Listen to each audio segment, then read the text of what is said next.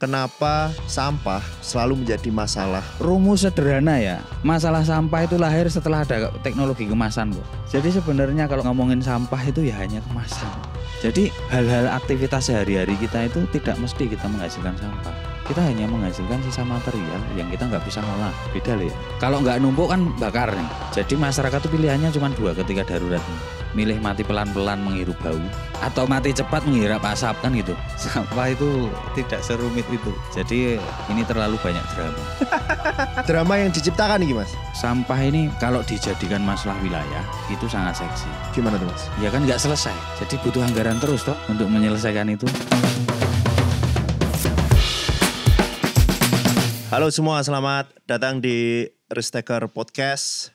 Hari ini kita akan ngobrol soal sampah, sesuatu yang selalu jadi persoalan seharian kita. Kita ketemu sampah setiap hari, baik yang kita produksi maupun yang kita temui di berbagai tempat di penjuru kota kita. Hari ini kita akan ngobrol sama Mas Bayu Imtoko. Beliau adalah pendiri Resep Plus, sebuah komunitas ataupun juga perusahaan terkait dengan pengelolaan sampah yang berbasis di Jogja. Mas Bayu, terima kasih sudah berkenan untuk hadir dan ngobrol dengan kami Mas. Siap. Mas, saya pengen membuka hari ini dengan satu pertanyaan. Kenapa sampah selalu menjadi masalah di DIY?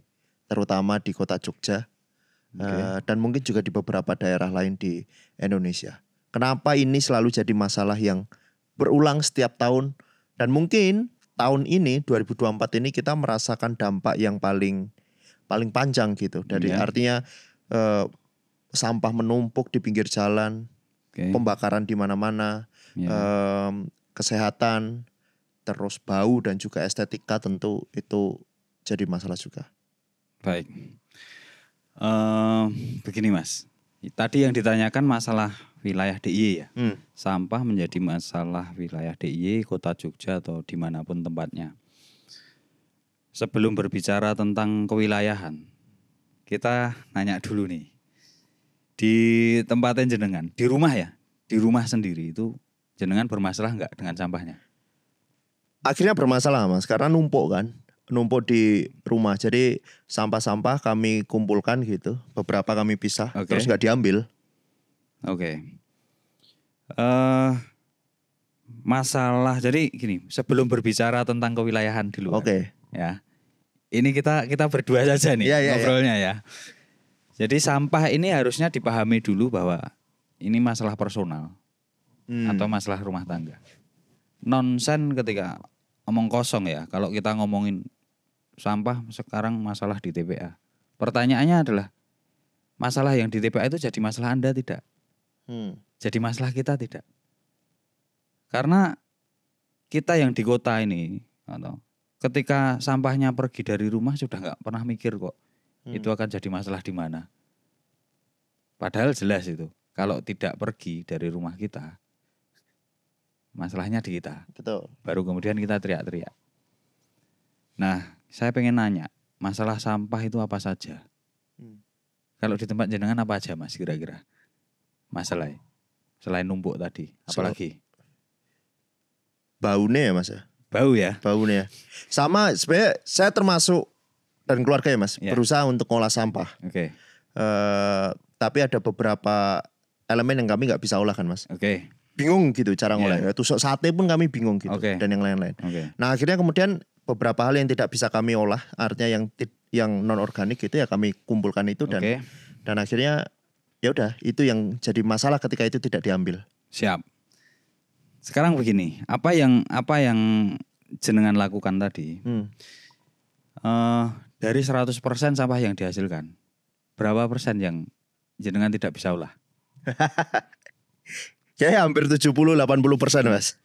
Yakin nih, sampah 1 kilo ya. Ini misalkan nih di keluarga jenengan, di rumah jenengan itu menghasilkan seharinya 1-2 kilo. Berapa kilo yang bisa Anda olah?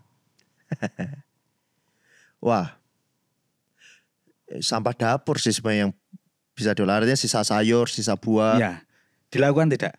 Itu tak lakukan, Mas. Oke.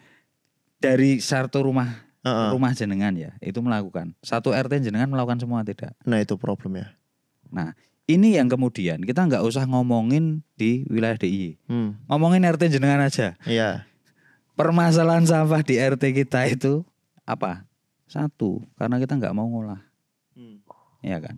Jadi begini, masalah sampah itu sebenarnya cuma dua masalahnya. Satu, bau. Dua, numpuk. Kalau kita breakdown, penyebabnya apa? Numpuk itu karena nggak bisa busuk. Bau itu karena ada proses pembusukan. Nah, kita berbicara lagi, diturunkan lagi asal muasalnya si sumber bau sama sumber tumpukan. Bau itu karena dari makanan, sisa makanan. Tumpukan itu karena kemasan. Betul. Dari asal muasalnya pun sudah masing-masing. Makanan itu asalnya dari tanah, ditanam, kemudian ada ternak, ada apa. Kemasan itu dibuat di pabrik. Sumbernya sudah beda ya. Materialnya sudah beda. Satu makhluk hidup, satu benda mati. Nah, minimal di dua hal ini dulu bisa dipisah dari rumah tangga. Baru kita berbicara masalah terkait dengan dampak-dampaknya. Selama dari masyarakat nggak mau milah, nggak mau misahkan ini, ya nonsen juga. Kita mau ngomong skema apapun di hasil akhir ya, ketika sampahnya sudah tercampur. Jadi ini sumber awal dari masalah sampah di manapun saja. Jadi logika sederhananya gini, selama masyarakat itu ngeyel, masyarakat itu malas, dan masyarakat itu goblok, nggak tahu. Ya ini mewakili pemerintahnya kok. Jelas, masyarakat Jogja nggak mau milah, nggak mau ngolah. Ya jelas, pemerintah nggak bisa ngapa-ngapain. Karena tadi setelah saya nanya ya, yang jenengan olah kayak sisa makanan, atau jenengan sudah ngolah, sudah bisa ngolah. Yang tidak bisa diolah, itu jatahnya pemerintah. Cara regulasi kayak gitu, Mas? Iyalah. Coba, rumus sederhana ya, masalah sampah itu lahir setelah ada teknologi kemasan kok.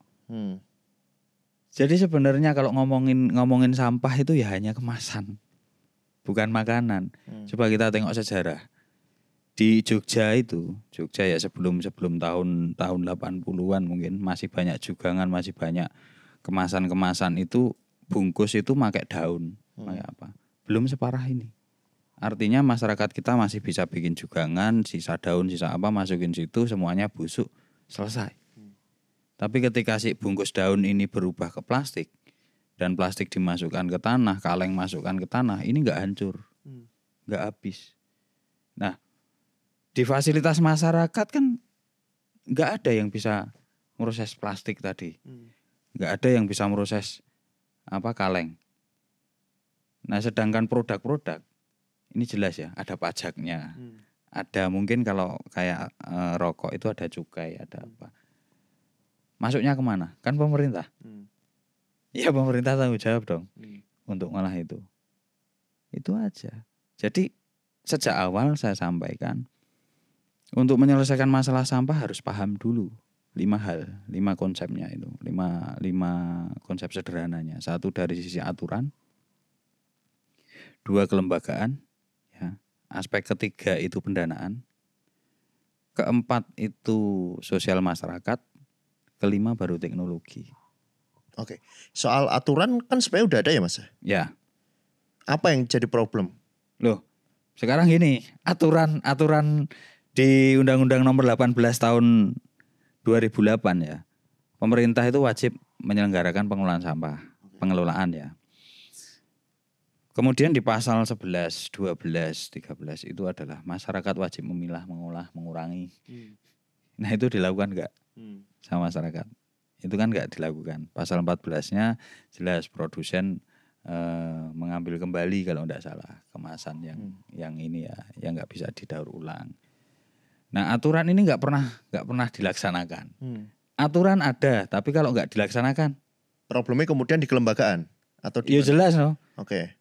Jadi siapa yang melakukan apa, penegaknya siapa, ini kan nggak jelas. Ada instrumen nggak sih Mas untuk mengawal agar regulasi itu dijalankan? Atau selama ini memang nggak pernah disusun instrumen untuk melakukan itu? Nah, saya kurang tahu kalau untuk di tataran birokrasi kurang tahu ya.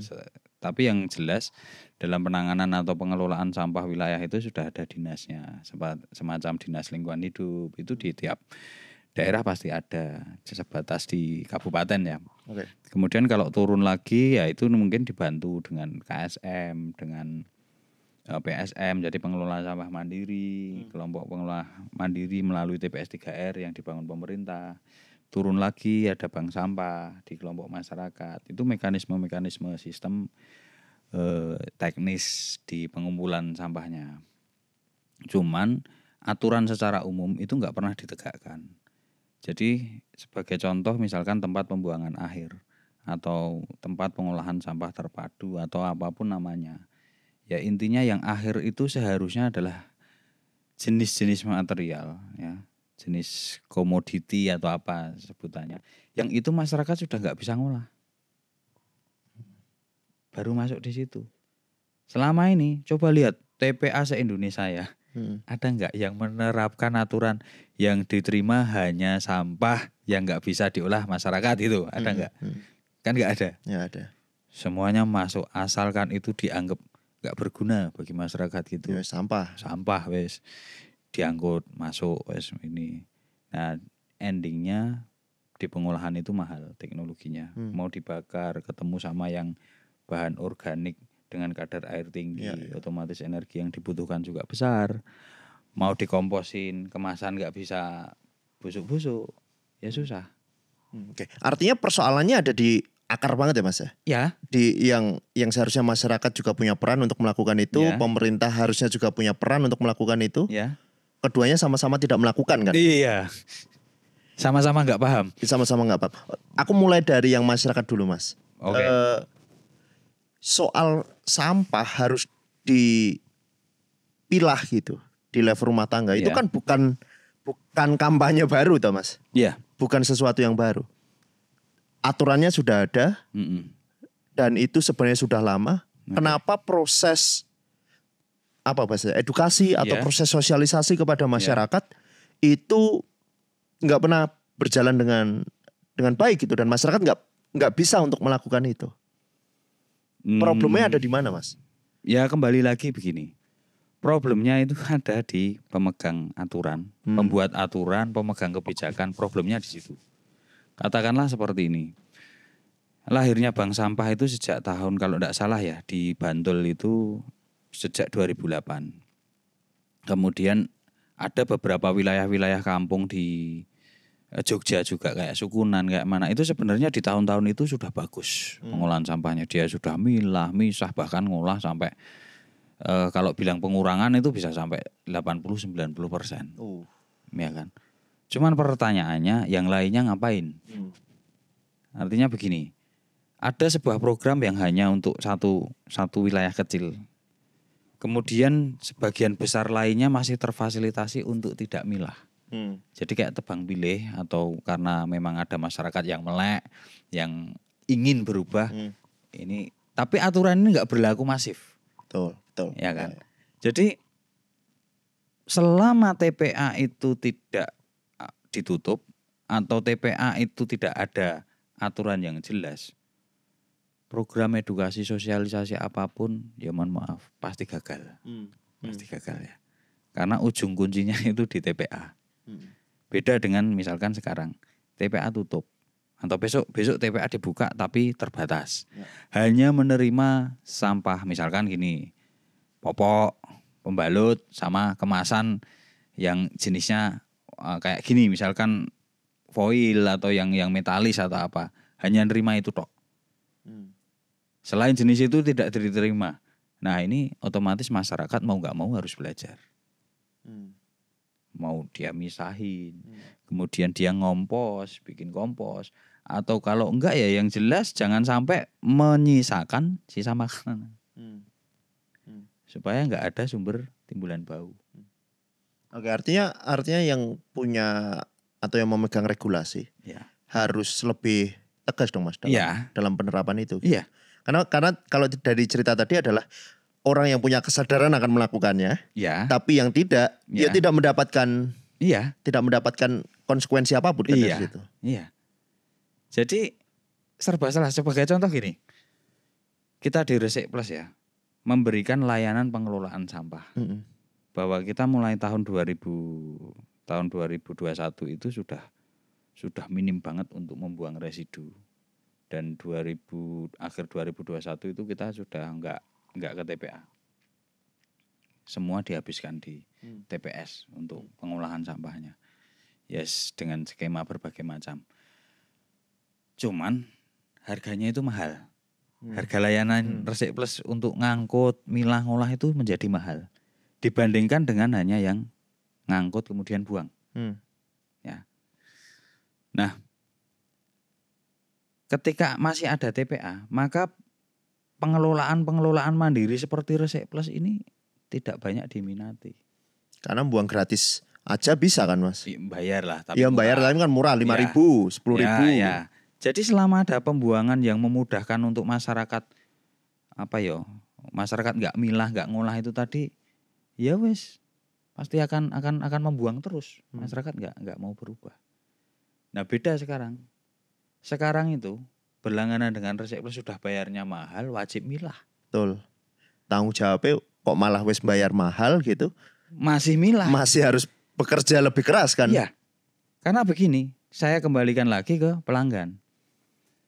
Bapak Ibu nyaman tidak selama berapa tahun ini ada penutupan di TPA, banyak tetangga yang sampahnya numpuk gak diangkut lagi sama pengangkut. Atau dibakar. Ya kan, atau dibakar kayak gitu. Nah ketika berlangganan dengan Resik Plus ini, sampahnya tertib diangkut seminggu 3 kali. Nah kemudian kita juga misal punya TPS, punya apa, wah ini kita mulai dikomplain misalkan dengan kanan kiri. Karena apa? Karena bau. Nah baunya kenapa? Baunya karena kita prosesnya sampah sudah 2 hari di rumah tangga. Pas buka, pas milah itu terlalu lama. Sehingga bau ini juga dirasakan oleh kanan kiri. Lah, solusinya gimana Mas? Ya kita minta tolong dibantu dari rumah. Itu bantu misah. Misahnya gimana? Pisahkan sumber baunya. Sumber baunya itu kan sisa makanan tadi. Ya. Nah sisa makanan ada 2 Mas. Jenis sisa makanan itu. Sisa makanan yang tidak dimakan. Sama sisa makanan yang sudah dimakan. Alias kotoran. Oke. Itu ya. Nah, sisa makanan yang tidak dimakan tadi masukkan ke plastik hijau. Oke. Sedangkan sisa makanan yang sudah dimakan atau tidak dimakan terkena kemasan itu masuk ke plastik merah. Contohnya kayak apa Mas? Seumpama kita beli soto, beli mie ayam atau beli apa makanan yang ada kuahnya. Betul. Pakai plastik nih. Ya. Nah plastiknya ini kalau harusnya kan dicuci nih supaya nggak bau. Nah kita kadang malas nyuci. Nah itu masuk yang plastik merah. Oke. Popok, pembalut masuk plastik merah. Kalau kemasan yang dia tidak kena sisa makanan, artinya tidak bau. Silahkan masukkan ke plastik bebas warna. Selain hijau sama merah tadi. Jadi supaya di TPS ini langsung penanganannya jelas. Plastik hijau ketika sudah masuk ini langsung masuk di area kompos. Pengomposan, pakan ternak atau apa sudah 50% selesai. Yang plastik merah residu ini masukin ke mesin dulu, mesin cacah pilah kalau itu yang dibawa adalah popok pampers supaya jelinya bisa lepas. Tinggal yang kemasan-kemasan itu baru masuk pembakar atau insinerator. Kalau yang kemasan kering nggak kena makanan ya jual. Yang masih bisa di recycle gitu. Iya, yang bisa di recycle itu langsung dijual aja. Nah itu yang kita minta adalah pelanggan.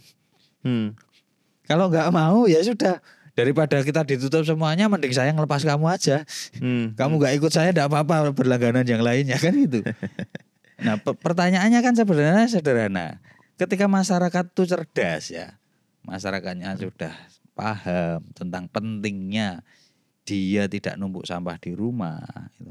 Dia akan ngikuti nih aturan, bayarnya berapa ikut, misahnya bagaimana dia akan ikut. Mas, tapi ada faktor ekonomi nggak sih Mas yang kemudian membuat warga jadi melihat ini bukan sesuatu yang harus mereka lakukan. Maksudnya gini Mas, membayar sampah itu kan tadi ya biayanya mahal gitu dan ada pekerjaan yang harus dia lakukan untuk melakukan itu. Sedangkan sejauh ini masyarakat masih melihat sampah itu sesuatu yang bahkan bukan tersier ya. Bukan sesuatu bukan primer. Bukan primer gitu. Bahkan sampai yang tersier saya dianggap bukan gitu. Ya wes saya memproduksi sampah ya harusnya ini dibuang aja gitu. Nah, ada alasan ekonomi nggak sih Mas yang maksudnya yang Mas Bayu lihat bahwa kenapa mereka tidak melihat ya ngapain aku harus keluar uang gitu. Jadi begini loh Mas. Sebenarnya saya pengen tanya. Kalau di Jogja sekarang itu orang yang menggunakan jadi BAB ya. BAB orang yang menggunakan WC sama orang yang buang air ke sungai banyak mana? Kira-kira menurut perkiraan jenengan. Untuk saat ini ya? Untuk saat ini. Kayaknya masih banyak yang di toilet Mas. Oh, sudah banyak yang di toilet. Sudah banyak di toilet ya. Di WC ya. Di WC. Kalau jenengan tahu sejarahnya. Memindahkan orang buang air dari sungai ke WC. Itu proses panjang. Betul. Ya kan? Kemudian orang buang air di sungai itu bukan masalah dia itu enggak punya ya. Karena itu budaya yang dibentuk. Oke. Ya. Ketika dia harus ngeluarin uang 1 juta sampai 5 juta bikin WC sendiri, akhirnya sudah terbiasa buang airnya di WC di toilet tadi. Anaknya lahir ceprot ketemu toilet, sekarang suruh anaknya itu buang air ke sungai, enggak bisa Mas. Pasti malu. Ya kan? Ini juga sama. Sampah itu bertahun-tahun. Pemerintah kan memanjakan masyarakat. Pokoknya jangan buang sembarangan, buang di sini aja gratis, di titik-titik kumpul nanti kita angkut. Buang di sini saja bayarnya murah. Karena masih ada TPA. Ya mohon maaf, TPA juga nggak ada pengolahan yang spektakuler. Nggak ada yang bisa dibanggakan kalau Jogja itu terkait dengan pengolahan sampahnya ya. Ya kan? Nah, masyarakat yang dibentuk secara manja, menyepelekan hal yang tidak sepele sebenarnya itu. Selama bertahun-tahun dari kakek buyute sampai hari ini. Kemudian dia ketemu dengan metode yang ternyata mahal. Ternyata agak ribet, ternyata ya kaget. Ini hanya fase kaget saja. Kalau dibikin masif semakin tahun ini bertambah banyak kok. Karena logika sederhana gini ya Mas ya. Logika sederhana. Orang yang punya sampah itu orang yang punya uang. Jadi kayak orang bisa BAB itu adalah orang yang sudah makan. Kalau dia nggak makan, dia nggak ngeluarin. Orang punya sampah, kalau dia nggak belanja, dia nggak punya sampah. Jadi kalau nggak bisa bayar sampah itu satu, orangnya pelit. Ya. Beneran? Iya. Itu orangnya pelit. Ya. Karena gini, produk-produk kemasan itu yang bikin pabrik, jelas kalau sampai ke tempat kita pasti beli. Kita punya uang duluan. Beda kalau hanya makanan. Makanan tanpa dibungkus itu kita bisa minta tetangga. Itu kita bisa minta. Tapi kalau ini sudah kemasan, ini pasti ada proses pembeliannya. Artinya dia sudah punya uang duluan. Cuman pas saatnya dia bayar sampah, satu yaitu tadi, dari dia lahir sampai gede, kalau ikut pemerintah bayarnya cuma sekian. Ikut swasta, wah murahan pemerintah ya sana. Tapi ternyata kan TPA-nya tutup. Nah sekarang kelabaan, pemerintah nggak berani mau bikin aturan. Ini harus bayar sampah 50.000, gitu nggak berani. Beraninya cuma 3.000. Di kota itu sebulan masih berapa? 7.000 berapa? Iya. Tapi itu analogi menarik ya Mas. Menganalogikan proses orang berpindah dari tidak punya MCK ke MCK gitu. MCK-nisasi lah gitu. Logiknya sama juga ya. Ini sama persis Mas. Iya persis. Saya baru kebayang soal itu gitu loh Mas. Kan gini.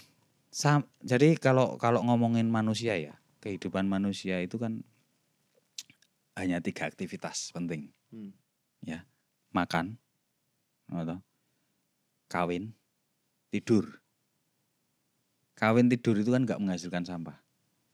Betul. Iya kan? Iya. Yang menghasilkan sampah itu hanya makan. Nah, makan kalau habis semua nanti ada sisa makanan si kotoran tadi. Sekarang sudah aman. Masyarakat sudah berpindah di WC ada septic tank. Ya kan? Sudah selesai di situ. Nah, kenapa sisa makanan tadi tidak dimasukkan ke septic tank sekalian? Misalkan sisa makanan tadi di blender nih, kasih air atau apa, masukkan ke septic. Karena sama aja sebenarnya. Sama aja. Betul. Asal muasalnya makanan, bedanya cuman ini dimakan, ini tidak dimakan. Kan gitu. Ya. Nah, kalau sudah selesai di situ, ya septic tank buatin sendiri lagi, namanya komposter, digester, drum komposter, istilahnya banyak banget gitu. Tapi intinya adalah urusan makanan itu seharusnya setiap masyarakat itu mengolah sendiri. Jangan bohong, saya nggak punya lahan, saya nggak punya. Kalau Anda nggak punya lahan, maka mohon maaf, BAB-nya kalau nggak di sungai ya numpang WC umum harusnya. Kalau masih punya WC pribadi, ya harusnya dia bisa ngolah sampah sisa makanannya. Jangan ditambah lagi punya daun, punya apa, tidak. Jadi di sini saya tidak berbicara misahin sampah itu organik non organik ya, daripada repot. Tapi adalah pisahkan sisa makanan sama bekas kemasannya. Udah cukup itu aja ya Mas? Cukup itu.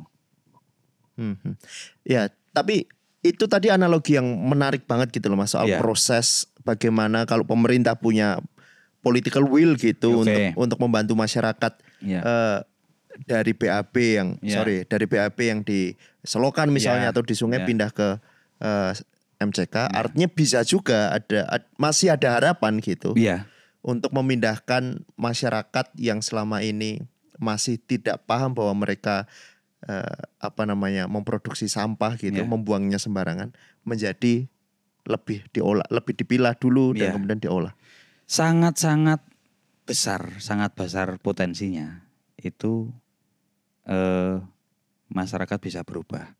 Catatannya cuma satu. Iya, syaratnya apa Imam? Pertanyaanku itu Mas. Kita punya pemimpin otoriter yang baik hati. Pemimpin otoriter yang baik hati. Iya. Jadi misalkan itu aturan seperti ini, misalkan ya. Tegas maksudnya Mas. Ya iyalah tegas. Karena otoriter kan terlalu ya ben serem ya. Atau wis darurat kan wis gawe serem sisan. Maksudnya kowe oleh ngguang cuman residu.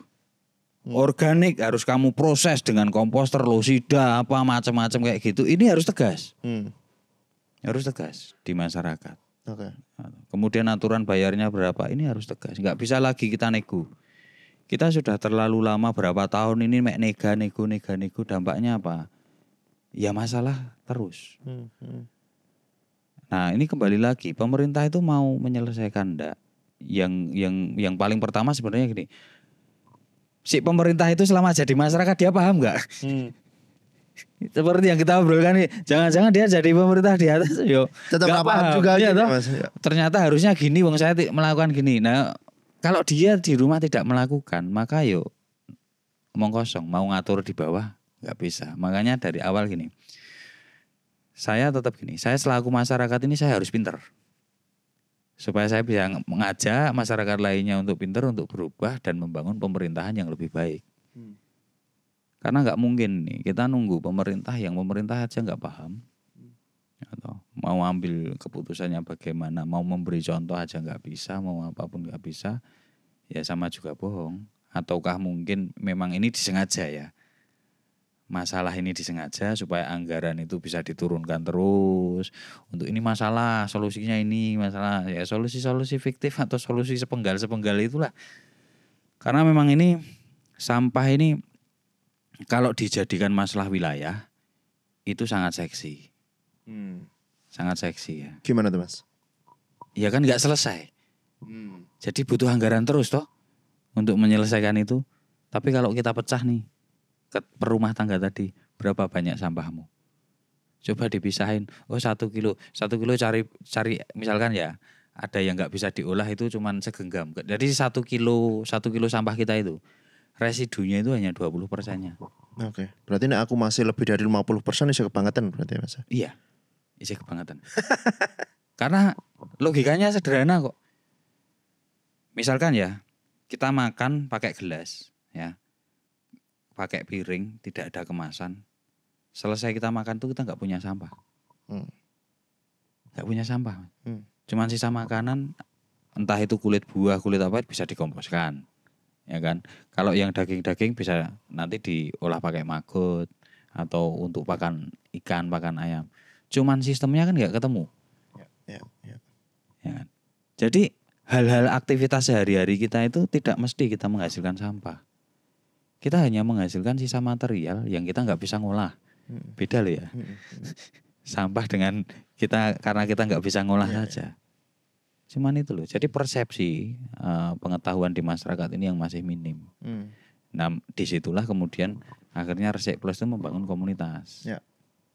Jadi siapa yang mau pengen cerdas ya yuk.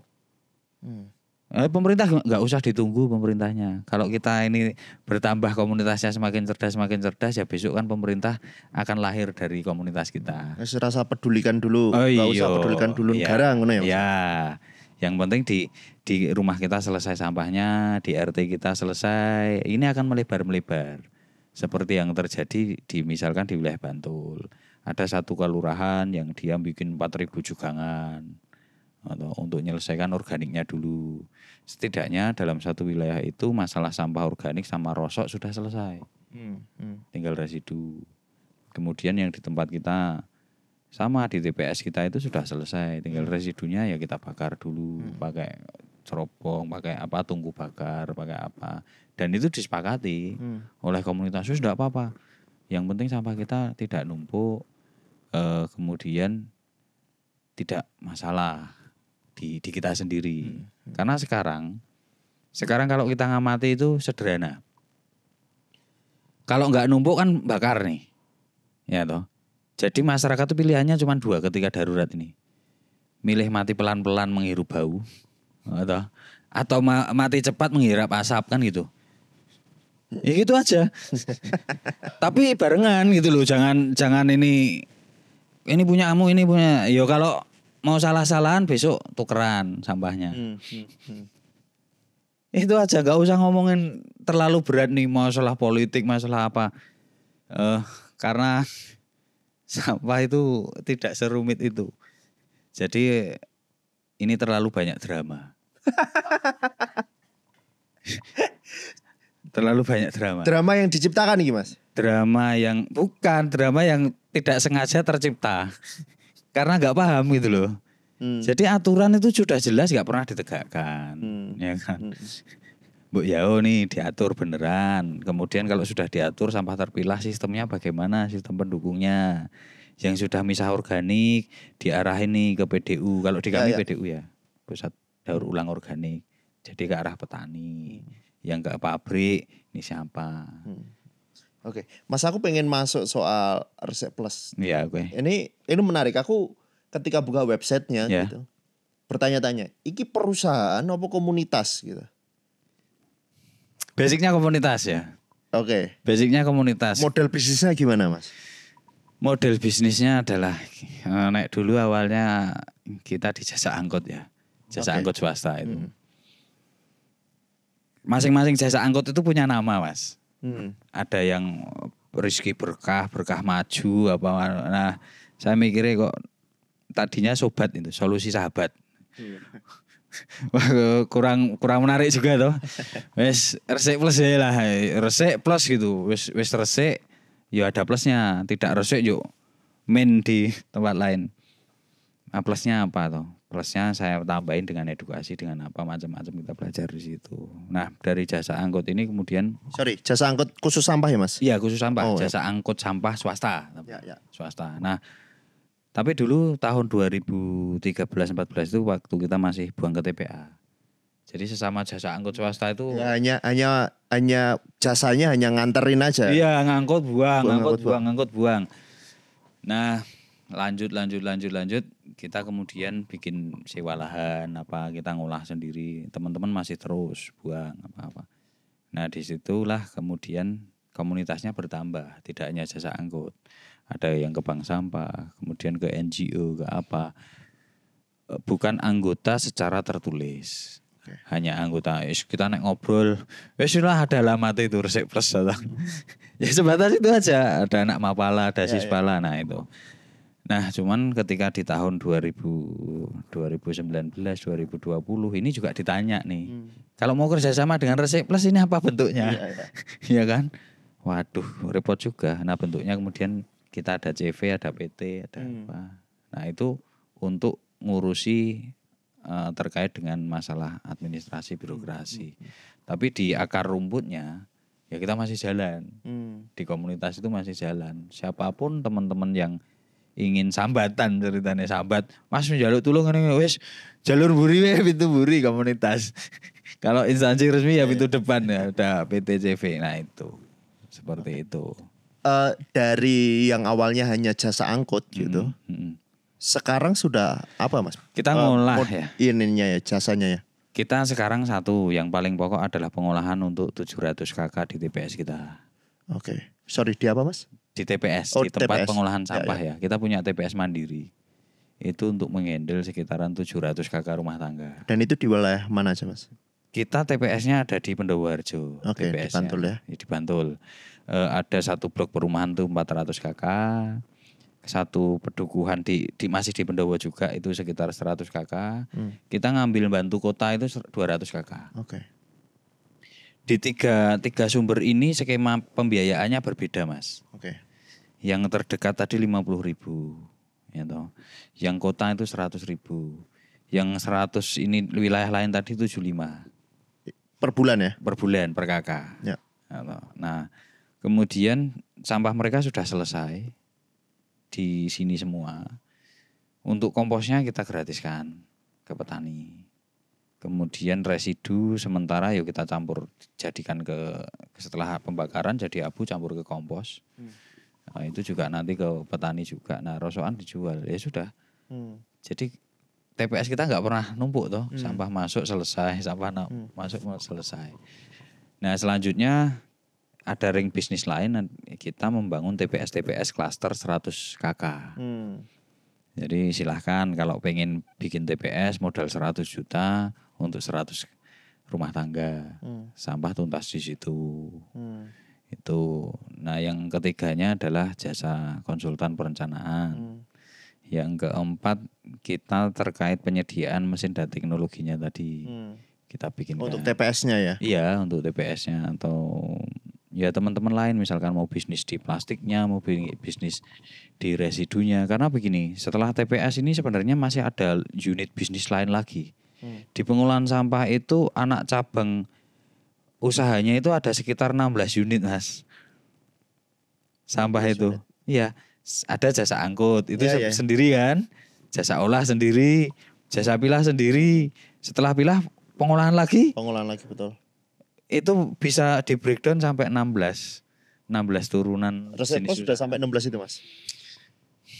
Resik Plus sebatas yang paling pokok di pengolahan jasa angkut, jasa olah. Waste manajemennya ya? Iya waste management. Jadi enggak sampai turun kita produk akhir enggak. Kita mending bikin rekanan aja.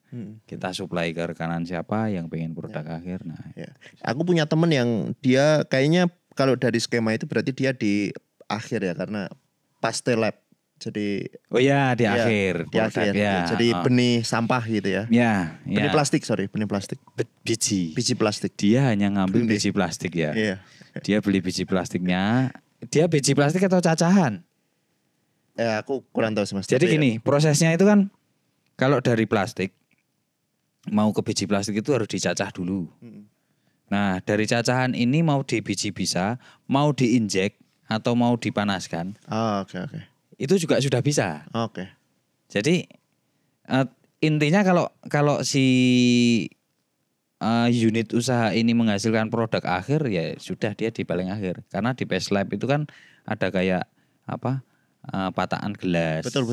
Bagus, itu sudah jadi produk akhir. Itu produk akhir ya itu. Produk akhir ya, itu produk akhir sudah peningkatan nilai juga. Ya. Tapi itu sudah menjadi produk. Kalau Resik Plus enggak sampai sana. Ya. Jadi kalau misalkan kita sampai sana hanya sebatas display. Edukasi. Hanya untuk edukasi. Edukasi, ya jasa edukasi. Mas untuk sampai 700 kakak gitu. Berapa lama proses yang dibutuhkan dan proses edukasinya itu apakah bertahap dan seperti apa cara kerjanya? Kita sebenarnya gini. Jadi momentum ya kalau terkait dengan pelanggan ya Mas. Kayak kemarin 23 Juli tahun 2023. Kalau pengen cari pelanggan sebanyak-banyaknya momennya tepat. Tahun ini juga kalau kita mau nyusur ke kampung, ke perumahan, ke apa momennya tepat. Mau cari pelanggan sebanyak-banyaknya. Cuman masalahnya itu kan rute. Jadi kayak daerah Sleman, bagian mepet kota ini batasan UGM ke utara ini banyak banget nih yang cari jasa angkut ini. Cuman kalau dari tempat kita kan kejauhan. Nah, kita otomatis ya seleksi juga ya, seleksi wilayah angkut. Hanya di wilayah selatan, di bagian mana. Nah, ini pelan-pelan nambahnya. Tapi kalau dulu kita sebenarnya 2020 itu kita pernah punya pelanggan 1.600 kakak. 2010 sampai 2016 itu. Tapi ya pada hilang karena cuma diangkut buang TPA itu serobotannya kenceng. Baru kemudian 2017 itu 400 kakak itu perumahan punya TPS. Nah kita berangkat dari 400 kakak Mas. 400 kakak kemudian beranjak 1 sampai 200 kakak kota itu mulai 2022. Sampai 2024 ini. Ya 2 tahun lah. Mas Bayu itu berarti ketika masuk ke sebuah daerah untuk meyakinkan kakak-kakak tadi atau perumahan itu Mas tetap harus berkoordinasi dengan manajemen perumahan misalnya atau kalau dalam konteks kampung gitu ya tentu dengan pemangku. Jadi kalau wilayah. Saya yang datang duluan ya. Saya yang datang duluan pasti yes proposal biasa ya. Tapi kalau saya yang diminta ya saya tanpa proposal. Jadi tinggal penawaran saja ini harga kami. Karena kita juga punya website ya. Iya. Jadi kadang ada perumahan karena bingung apa itu begitu lihat Resik Plus mereka minta penawaran. Kalau perumahan kan enak ya Mas ada manajemennya yang kemudian jadi sulit untuk koordinasi di level warga itu kan ketika kampung kan. Ya. Nah kami kan gini tidak kalau yang kota itu modelnya tidak kampung satu blok kampung enggak. Jadi siapa yang mau dan siapa yang butuh. Siapa yang mau bayar. Jadi ada 3 hal sederhana. SOB, sepakat olah bayar. Sepakat olah bayar. Iya, sampah harus disepakati, sampah dikumpulkan. Sepakat juga sampahnya diolah. Enggak bisa ngolah yang bayar orang lain sama fasilitasnya.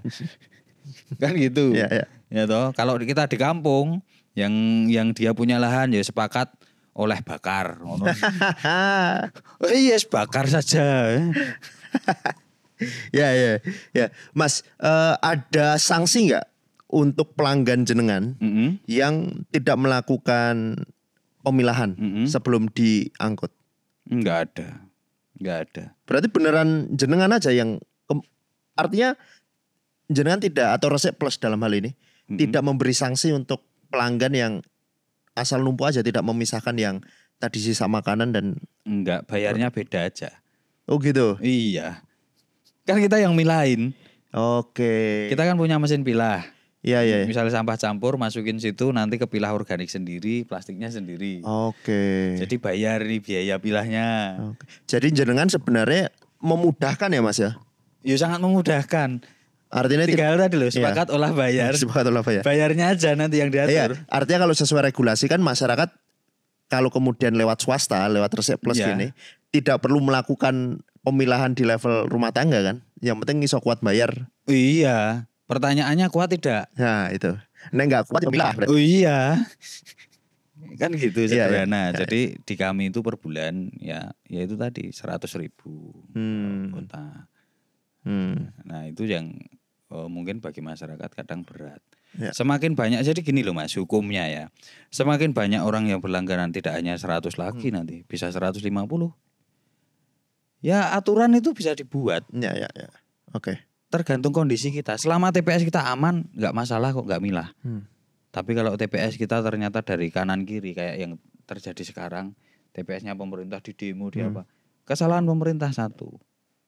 Pemilahan dibebankan di pemerintah itu sudah salah kaprah. Pemisahan itu harusnya sejak dari rumah. Jadi begitu masuk di fasilitasnya pemerintah tidak ada lagi pemilahan-pemilahan. Langsung aja itu kasih insenerator 10 apa berapa. Masuk kalau hanya residu ya sudah masuk insenerator. Tidak perlu berhenti milah apa-apa. Ya jelas baunya kemana-mana. Oke, artinya peran swasta dalam hal ini seperti Resek Plus, waste management itu mengisi ruang sebelum masuk ke TPA ya Mas ya? Pemerintah harusnya. Bukan. Kita bukan mengisi ya. Tapi malah mengganti. Kita nggak gunakan TPA kok. Sekarang kan gini, pemerintah itu ada, mereka bekerja itu kan karena mereka punya TPA. Iya, harusnya ya. Iya, logikanya kan gitu. Mereka ngangkut dibawa ke TPA. Sekarang TPA-nya tutup. Mereka kerja apa? Kan udah nggak punya kerjaan sekarang. Ngapain dibahas salah siapa salah? Wong mereka sudah nggak bekerja ya sudah nggak usah ngomongin pemerintah. Kecuali itu tadi kita masih mau gunakan fasilitas mereka, masih mau gunakan TPA ya sudah yuk kita ngobrol. Yang harus dibuang ke TPA, yang berapa persen, berapa bayarnya, mekanisme bagaimana. Biarkan kita yang 70% nih, yang organik bisa kita olah, yang rosokan kita jual, yaitu. Idealnya, artinya skema idealnya adalah dengan governance lah ya Mas, tata kelola yang bukan hanya antara pemerintah dengan masyarakat, tapi juga ada peran swasta. Masyarakat bisa kemudian berhubungannya dengan swasta. Swasta nanti yang ke pemerintah. Kira-kira kayak gitu ya Mas? Ya, itu gampangannya kayak gitu. Idealnya. Ya idealnya gini sebenarnya. Produk itu yang bikin swasta. Ya kan? Yang konsumennya adalah masyarakat. Nah, pemerintah itu megang aturan, regulasi saja. Yang menyelesaikan juga harusnya ya si swasta, si produsen. Nanti kerjasama nih dengan pemerintah, masalah lahan, masalah apa aturan. Tapi ya itu swasta, masyarakat, sama pemerintah. Ya 3 hal itu harus dilibatkan semua. Iya, oke. Menarik, Mas. Soal inovasi atau bisnis soal sampah ya Mas. Aku melihat kan sebenarnya belum banyak yang berkembang atau mungkin bisa dibilang yang berbasis pengelolaan sampah berbasis inovasi gitu dengan teknologi itu kan belum banyak berkembang karena banyak yang bilang bahwa teknologi untuk pengelolaan sampah itu mahal gitu. Dan yang kedua adalah model bisnis untuk sampah ini belum ketemu gitu karena masyarakat juga belum siap. Benar nggak sih kayak gitu? Yang belum siap itu pemerintahnya, bukan masyarakatnya. Bukan pemerintahnya kan nggak siap kalau bikin aturan bahwa buang sampah mahal kan nggak siap. Jadi gini loh, saya mau nanya Mas, ini kembalikan lagi ya di pasal pertama atau gini, jenengan sudah makan, kemudian mau BAB tapi susah nih, kemudian ke dokter. Ini kalau mau BAB solusinya apa dok? Solusinya Anda makan kapsul ini atau obat ini harganya 150.000, mau enggak? Wah mahal, ya sudah jangan makan. Logika sampah juga kayak gitu. Jadi teknologi insenerasi, insenerator atau pembakaran itu sudah dikaji sejak tahun 2012. Sejak sebelum itu juga sudah banyak sebenarnya teknologi yang digunakan sekarang. Tapi nggak pernah dieksekusi dengan alasan apa? Biayanya mahal. Iya itu. Iya kan? Mahalnya berapa? Per kilo 500 perak sampai 1.000 perak. Sekarang tak tanya. Kalau Anda itu pakai fasilitas MCK umum bayar berapa? Sekali kencing aja 1.000, 2.000. Ya kalau pengen fasilitas yang kotor ya nggak usah bayar 500. Pengen yang bersih ya bayarnya 5.000. Ya sama, fasilitas pengolahan sampah yang bagus ya memang biaya mahal. Nah dengan logika kayak gitu seharusnya pemerintah itu berani eksekusi bahwa buang sampah biayanya sekian. Kalau nggak bisa sekian jangan jajan. Berhemat dong supaya sampahnya sedikit bayarnya juga sedikit kan gitu. Wong jajannya aja banyak kok, buang sampah nggak bisa. Ya malu-maluin. Ya itu logika nek kita ngobrol dengan masyarakat. Makanya lebih enak itu berbicara sampah itu jangan langsung banyak, jangan global. Nggak bisa Mas. Saya mending komunitas. Jadi misalkan 100 orang kita ngobrol bareng. Nah 100 ide ini pokoknya punya kesepakatan. Kita ngolah atau enggak ngolah sama sekali. Jangan 5 ngolah, 9-nya enggak. Sekalian gitu loh. Pokoknya sepakat ya. Kita besok enggak ngolah semua, kita buang sembarangan. Jadi kalau ditangkap, tangkap semua gitu loh. Di kita kayak gitu. Iya. Jadi itu cepat selesai. Nek kita goblok-goblok semua, pinter-pinter semua. Besok nek goblok tinggal cari guru. Nah, tapi kekuatan kita sebenarnya sama. Karena basicnya gini. TPS kita sejak awal sudah mandiri, Mas. Secara investasi 1 unit TPS-nya Resik Plus itu kalau dinilai bisa sekitaran 350 sampai 500 juta. Setara dengan TPS 3R yang dibangun pemerintah ya. Pemerintah membangun di lahan 200 meter persegi dengan anggaran 500 sampai 850 juta. Itu kadang enggak maksimal. 400 kakak aja enggak ada. Toh sampahnya enggak pernah selesai. Ya. Kita di investasi yang sedikit lebih kecil dengan lahan yang minim, kita bisa menyelesaikan sampahnya sekitar 700 kakak. Kinerja kita 2 kali lipatnya daripada TPS 3R yang punya teman-teman. Kenapa? Ya karena satu, di komunitas kita kuat. Baik secara retribusinya, baik secara kesepakatannya di situ. Jadi antara pengelola dengan si yang punya sampah itu ada komunikasi terus, ada edukasi, ada ini. Sedangkan yang lain kan enggak, pokoknya dibayar angkut. Enggak ada nih, enggak pernah komunikasi mereka. Jadi pelanggan enggak pernah merasa punya TPS itu. Beda dengan kami ya. Kami kalau misalkan memang saya merasa kesulitan, seluruh pelanggan tuh saya dodoki kasarannya. Kepada pelanggan yang terhormat, berhubung kita Resik Plus ada peralatan yang susah, rusak, kita harus mendatangkan dari Cina atau berapa, naik ya harganya. Oh nggih Pak. Berapa naiknya? Untuk 2 bulan ini aja kita iuran tambah 10.000. Tambah berapa? Kayak gitu. Menarik. Itu bayar 100.000 atau 150 itu mau berapapun kilonya tetap segitu Mas? Ya enggak Tetap nambah ya nanti ya? Iya, kita sudah punya standar kalau untuk kakak itu paling banyak di rumah tangga itu 3 kilo sehari. 3 kilo. Nah, misalkan kita kasih kelonggaran sampai 5 kilo perharinya. Jadi asumsinya kan sehari 1 orang itu 0,5 kilo ya. Sudah paling banyak itu. Kalau dalam rumah tangga itu ada 4 orang, itu kan 2 kilo. Jadi sudah di angka itu. Kalau lebih dari itu ya mohon maaf ini berapa kakak. Atau ini kok jenengan kok nggih terlalu boros ya. Masaknya banyak banget Bu. Jangan itu Bu. Ini nanti cari teman-teman pemulung yang nek sisa calling-calling lah ben diampiri, ben di apa. Jadi skemanya kita mengingatkan dulu. Kalau diingatkan sudah tidak digubris, ya mohon maaf. Dengan terpaksa bulan depan biaya jadi 125. Jadi 150 ya kayak gitu Mas. Wes Mas bayar baik. Oh iya tetap bayar. Tapi tetap komunikasi. Kita dengan proses komunikasi itu yang penting ya Mas. Ya. Nah, sampai hari ini pemerintah kita dengan masyarakat itu kan jarang berkomunikasi. Karena satu memang secara personel juga pemerintah minim ya personilnya, waktunya atau apa. Makanya seharusnya yang dibentuk itu bagaimana pendekatan kita di masyarakat. Masyarakat antar masyarakat ini harus paham nih. Kayak saya dengan jenengan, dengan teman-teman Pares di sini. Ini setelah saya pulang nanti ini teman-teman Pares ini paham semua tentang masalah sampah. Jadi nanti di kampus ngobrol sendiri, gojekan, diskusi kayak gini. Oh iya ya, ternyata saya punya peran. Harus bisa sampai sekian. Baru kalau saya sudah melakukan pengurangan di 70%, inilah tugasnya pemerintah.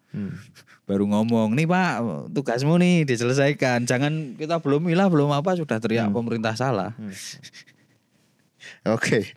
Mas, aku mau tanya ngomongin soal pemerintah dalam hal ini pejabat publik lah, politisi. Kok aku melihat banyak yang enggan ya Mas, pejabat publik di daerah gitu untuk berbicara atau mengadres secara langsung problem sampah yang terjadi gitu. Kenapa ini bisa kejadian kayak gitu?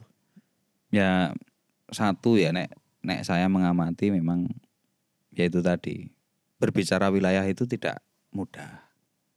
Ini berbicara tentang volume sampah yang sudah over. Ya. Untuk mengambil eksekusi pengolahannya ini selain tidak mudah juga tidak murah. Ya kan? Nah, yang ketiga, tidak semua orang ya paham dengan pengolahannya sendiri belum paham. Dengan nanti proses-prosesnya juga agak susah. Yang keempat memang kalau di atas itu banyak hal ya. Di jajaran birokrasi sih ada banyak pertimbangan. Nah yang saya kira mungkin pimpinan kita itu nggak berani mengeksekusi apapun di atas ya karena itu. Di volume ya. Volume sampahnya yang sudah terlanjur besar ya. Tapi nek saya akhirnya kan gini, sampai hari ini saya juga nggak mau lagi kok ngomongin TPA, ngomongin Jogja gitu saya nggak mau sekarang. Masalah sampah itu urusanmu, sampahmu urusanmu. Ya, sampai pemerintah kota Jogja ya urusannya pemerintah kota Jogja. Sampah saya urusan saya. Sampahnya pelanggan Resik Plus ya urusannya di Resik Plus. Nah sekarang pertanyaannya kan sederhana. Kalau ketemu dengan orang-orang, sampah Anda mau diselesaikan tidak? Mau diselesaikan ya ayo diolah. Gak bisa ngolah ya ayo bayar. Wis. Gak usah teriak-teriak. Itu. Iya. Simpel loh. Iya, simpel kata ya Mas.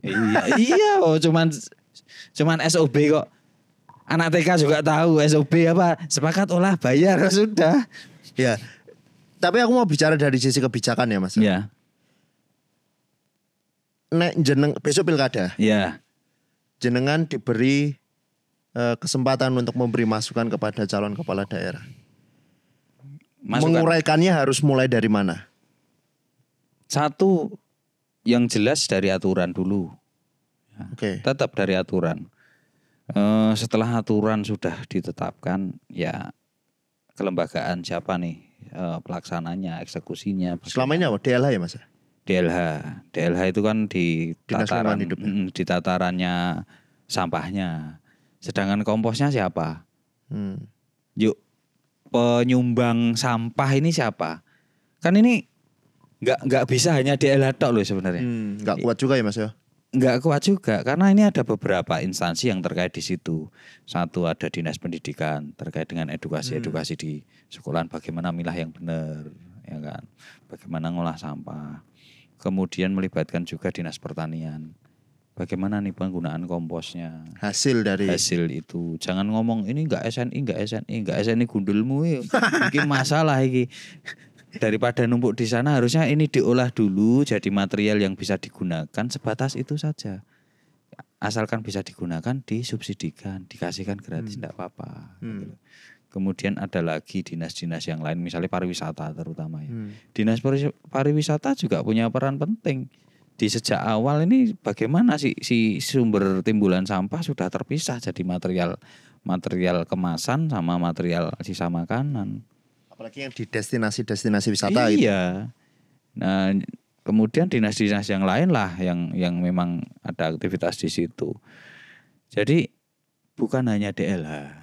Ini kan jelas kelembagaan. Nah, kalau sudah di situ anggarannya disiapkan supaya kalau nanti ada pilihan teknologi atau orang-orang yang butuh sosialisasi itu semuanya juga dapat gaji yang sesuai.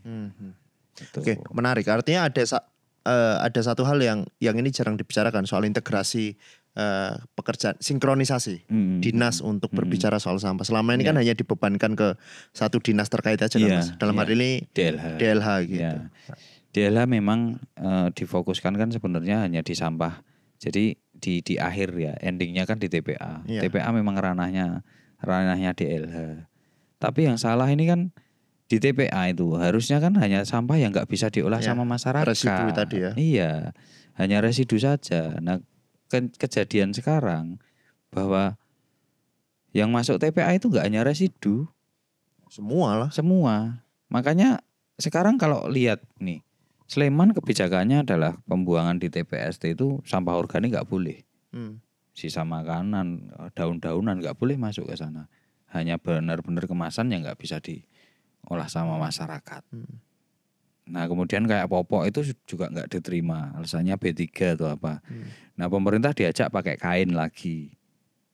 Nah, kayak pembalut ya pembalut kain apa. Ya ini kan saya kira kurang pas ya kalau menghimbau ke masyarakat. Yang lebih pas adalah Jogja itu menolak masuknya popok, masuknya pembalut. Wes jelas itu. Masyarakat Jogja nggak bakalan bisa beli popok sama pembalut kalau barangnya nggak masuk. Wong mereka juga nggak ada tanggung jawabnya ngolah itu. Coba ada nggak misalkan tanggung jawab produsen? Iya produsen. Iya. Kan itu ada pasal 14 itu mereka harus tanggung jawab. Itu yang seharusnya juga ditekan juga untuk dilakukan ya Mas ya? Iyalah, itu kan masuknya ke aturan. Oke. Jadi penegakan aturannya bagaimana? Ini dari kemarin itu kan cuman masyarakat, pemerintah. Lah yang produsen itu enjoy aja. Coba misalkan pemerintah sekarang bikin kebijakan, boleh jualan tanpa kemasan, boleh jalan-jalan di Jogja tanpa busana, misalnya kayak gitu. ini kan sama sebenarnya. Ya. Jadi kayak orang meninggal langsung dikuburkan tanpa menyisakan ini. Makanan tanpa kemasan itu juga nggak ada masalah. Jadi gimana nih cara negain aturannya aja. Oke, menarik. Poinnya adalah aturan itu ditegakkan bukan hanya untuk mendisiplinkan masyarakat sebagai pembuang sampah, tapi juga produsen produk-produk kemasan gitu, maupun yang kayak popok dan juga pembalut tadi. Itu yang selama ini juga miss dari perbincangan ya Mas? Iya, nggak pernah disinggung. Kita itu selama ini terjebak dengan material sampahnya. Kita nggak pernah membahas bagaimana kok bisa-bisa sampai di situ. Kalau kita menyentuhnya di sisi masyarakat, sama di sisi pemerintah, sama di sisi produsen, si yang punya ide buat sampahnya itu, nah harusnya ketemu. Got it. Ya, menarik. Mas, aku mau tanya satu hal lagi yang ini jadi banyak obrolan sih. Soal mafia sampah. Oke, silahkan. Aku tahu beberapa cerita tapi aku tidak bisa memahami bagaimana mafia sampah ini sebenarnya bekerja. Dan apakah ini ada kaitannya kemudian dengan regulasi sampah yang tidak pernah ditegakkan dan kelembagaan yang tidak pernah benar-benar dijalankan?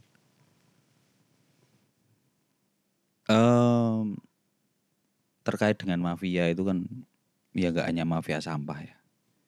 Apapun di situ yang ada cuannya itu pasti ada mafia. Ya. Entah itu pertanian, entah itu apapun lah. Karena konteks mafia itu kan cuman bahasa keren aja. Bahasa nggak kerennya monopoli. Ya kan? Dalam dunia bisnis itu monopoli hal biasa. Artinya monopoli itu bisa dengan skema bisnis, bisa dengan skema politik. Ya. Nah, ya sekarang gini, pemerintah kita dengan dunia bisnisnya ini dekat enggak? Jadi dunia bisnis di persampahan kan banyak ya, ada jasa angkut, ada yang itu ngomongin si produsen tadi, si pengepul kemasan apa-apa, sehingga mereka nggak kena kebijakan seumpamanya. Ataukah si jasa angkut nih, misalkan kayak Mas Bayu nih, dia bisa ngolah Pak bikin kebijakan yang teman-teman lain nggak bisa ngangkut misalkan kayak gitu. Ataukah nanti untuk pengolahan tipping fee-nya sekian, bayarnya sekian, biar masuk kemana. Ya ini kembali lagi sekarang gini, dampak yang dihasilkan bagaimana. Mau ada mafia atau nggak ada mafia, selama masalah sampahnya itu berlanjut terus, yo omong kosong gitu loh. Jadi nek saya terus terang sebenarnya sudah capek sih ngomongin sampah dengan pemerintah ya. Ini kan masalah gobloknya pemerintah saja.